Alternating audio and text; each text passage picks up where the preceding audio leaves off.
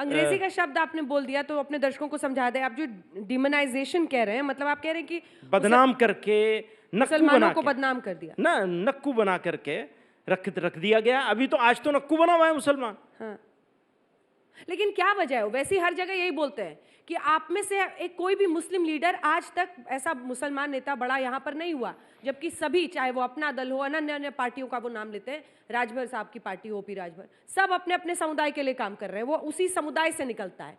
लेकिन मुस्लिम समुदाय में ऐसा कोई राजनेता जो सशक्त हो, जिसकी धाक चलती हो, वो नहीं बना। क्यों?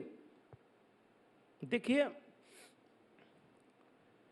पॉलिटिक्स जो है उसको, मेरा मानना ऐसा है, हमारे देश में कम से कम हमें पॉलिटिक्स को रिलीजन से अलग रखना चाहिए। जब आप मजहब की बुनियाद पर पॉलिटिक्स करेंगे और पॉलिटिकल पर्पस से धर्म का उपयोग करेंगे, ये मेरे देश के सोशल फैब्रिक को, इसके समाजी ताने बाने को कमजोर करेगा। अब आप बैरिस्टर साहब की बुराई कर रहे हैं, ओवैसी साहब।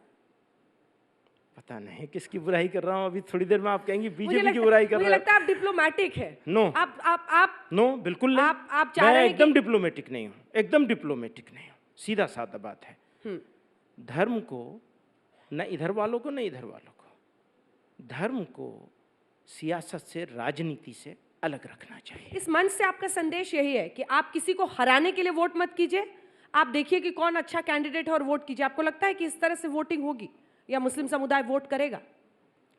पता नहीं क्या होगा, हो सकता है कहीं सिचुएशन ऐसी भी हो जैसा मैं कह रहा हूं, और कहीं सिचुएशन इसकी उलट भी हो। क्योंकि सूरत हाल ऐसी हो गई है, लोग इस तरह कंफ्यूज्ड हो गए हैं और इस तरह परेशानी में हैं कि वो क्या फैसला करेंगे मुझे नहीं मालूम है, लेकिन मेरी एक ओपिनियन थी, वो मैंने दी है आपको। क्या परेशानी आपसे लोग अगर शेयर करें, क्योंकि आप बार बार उस परेशानी का जिक्र कर रहे हैं, आप आइसोलेशन का जिक्र कर रहे हैं कि अलग थलग कर दिया गया वही है। मैंने कहा, क्या कहते हैं लोग? आप नफरत बढ़ाने की खिलवाड़ हो रहा है।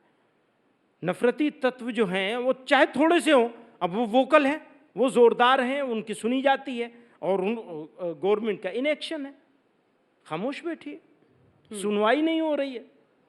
भाई, कानून, भारत का जो संविधान है उसके तहत जो कानून मौजूद है उस कानून के मुताबिक एक्शन होना चाहिए। ये तो योगी जी तो कहते हैं कि देखिए हमारे राज्य में एक भी दंगा नहीं हुआ।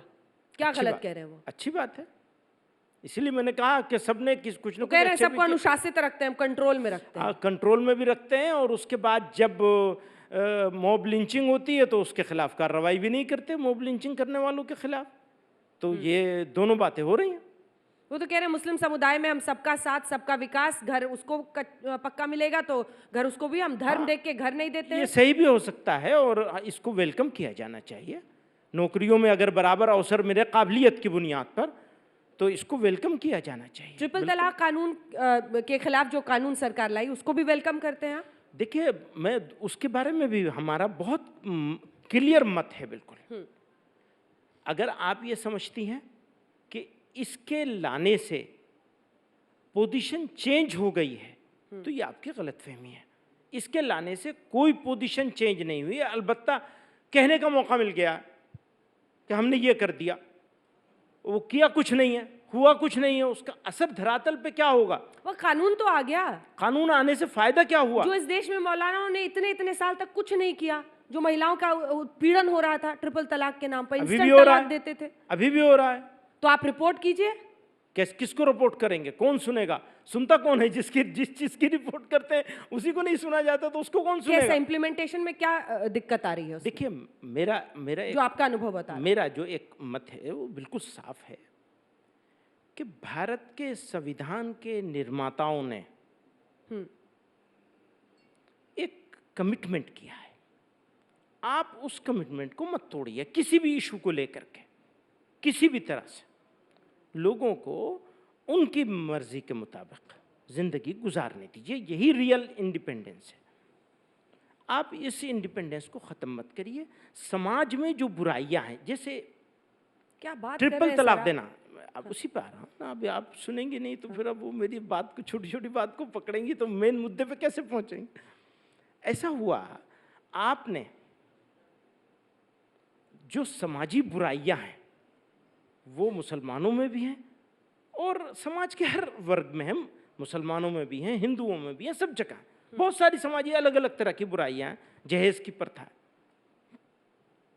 या डिस्क्रिमिनेशन है जेंडर बेस, ठीक है, मैं इसका जवाब दूं अब? मैं जवाब जेंडर बेस, बस मेरा कंप्लीट हो जाए तो आपके तो सारे जवाब ही जवाब है। जेंडर बेस्ड डिस्क्रिमिनेशन है, समाज में मौजूद है, एक सच्चाई है समाज की। इसको दूर करने के लिए समाज की जिम्मेदारी पहले होती है। कानून एक काम करता है, 1971 से पाकिस्तान में कानून बना हुआ है, यही वाला जो मोदी जी ने अब बनाया है।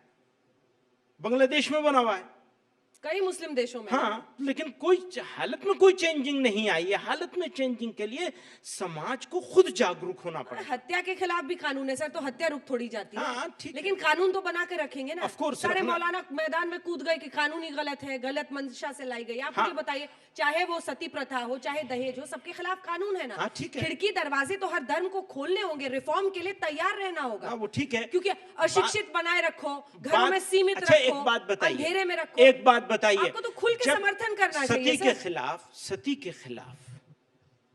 के खिलाफ जब कानून बनाया गया तो समाज को इन्वॉल्व करके बनाया गया या समाज को इग्नोर करके बनाया गया? समाज को अलग करके बनाया गया या समाज के लोगों को सबको जोड़ के? कितनी वो देखिएगा, 70 साल तक किसी को समझ ही नहीं आया सर। आप लोग सब बैठे थे, किसी को समझ ही में नहीं आया कि इसको ठीक करने की इसको जरूरत है। ठीक करने की जरूरत है। कानून, मैं वही बात कह रहा हूँ कानून कि तो आप लाना ही पड़ेगा ना। कानून के जरिए से, ऑफ कोर्स कानून अब के यहाँ जरिए से से आप रास्ता कुछ कर उठाइए, सकते, अब आपके हाथ में भी कोई होता नहीं, कानून है। मसला हल नहीं होता है। प्रॉब्लम क्या है, मसला हल नहीं होता है, उल्टे आपने कटघरे में खड़ा कर दिया। जिस अंदाज से लेकर के आए, जिस अंदाज से मीडिया पर बहसें चली हैं और जिस अंदाज से उसको पेश किया गया, तो पूरी कम्युनिटी ने ये फील किया कि आपने उनको आइसोलेट किया है। आइसोलेट करने के लिए लाया गया उसको, वो भी एक पार्ट है। मैं उस जमाने में भी, आपके यहाँ शायद एक डिबेट में मुझे मौका मिला था कहने का, आप मौजूद थी, मैंने कहा था वे ऐसा कर दिया जैसे हर घर में तलाक़ें हो रही है, हर मुसलमान मर्द अपनी औरत को तलाक दे रहा है, हर घर में कोई ना कोई। भैया आप तलाक का रेशो तो उठा के देखिए कि किस सोसाइटी में ज्यादा तलाक हो रही है, किस सोसाइटी में कम हो रही है। ये आप उठा करके देख लीजिए। मुझे मालूम होता है जिस पर आप बहस करेंगे तो मैं लेके आता, और किसी दिन, क्योंकि इसी के बना पर बीजेपी कहती है कि हमें महिलाओं ने वोट किया और महिलाएं जो है अच्छी बात वो है, हमारे लिए वोट अब करती है। इसलिए किया हो या किसी लिए किया हो, मुसलमानों को, आप जैसे मौलाना तो नाराज है, मुसलमानों को, जो कट्टर है वो गुस्से में है, लेकिन महिलाएं खुश हैं, मुसलमानों को मैं यही कहता हूँ अच्छी बात है। अगर ये हो रहा है तो ये अच्छी बात है। किस वजह से हो रहा है ये मुझे नहीं मालूम, लेकिन आप कह रही हैं कि महिलाओं ने, यानी मुसलमानों के एक पार्ट ने, मैं नहीं कह रही, बीजेपी का दावा है। अच्छा, अब बीजेपी का दावा है तो उसको मैं क्या कहूँगा बीजेपी के दावों के ऊपर। लेकिन ये अच्छी बात है कि भाई चलो कुछ तो दे रहे हैं, ये मान लिया उन्होंने कि कुछ दे रहे हैं, वरना वो तो ये कहते हैं, उन्होंने, हेमंत बिश्व शर्मा ने कहा कि मियाँ के वोट हमको नहीं चाहिए, मियाँ का वोट नहीं चाहिए हमको, घर जाओ अपने। तो ऐसा भी है।